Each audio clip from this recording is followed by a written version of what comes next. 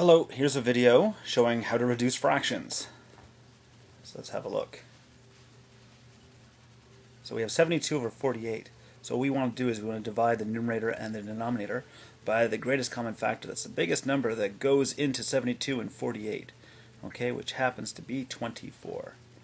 Okay, so the greatest common factor of 72 and 48 is 24, so we're going to divide the top and divide the bottom by 24. And that will give us 3 over 2. Now 3 over 2 is a mixed number, and so we're going to convert that to, as an improper fraction, we're going to convert that to a mixed number. Let's go and see how to do that. Alright, so we have 3 divided by 2, or 3 over 2, which is 3 divided by 2. The 2 divides into 3, giving us a quotient of 1. And then 1 times 2 is 2, and so we get a remainder of 3 take away 2 is 1. So the remainder is your new numerator, the quotient is your whole number, and your old denominator is your denominator. Okay? Let's look at another example. We have 17 over 5. The 5 divides the 17, the quotient is going to be 3, so you're going to get 3, and then the remainder is going to be 2, so you can get 3 and 2/5.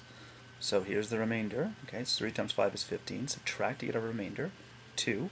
So the remainder is our new numerator, and our old denominator is still our denominator, and our quotient, 3, is now our whole number.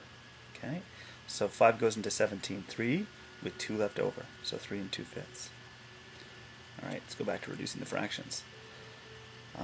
So that's one way of doing it, dividing by the greatest common factor, but that can be a little bit slower. So what we can also do is we can divide the top and bottom by any common factor, okay, but just whatever you happen to think of. So in this case, 72 and 48 are both divisible by 6.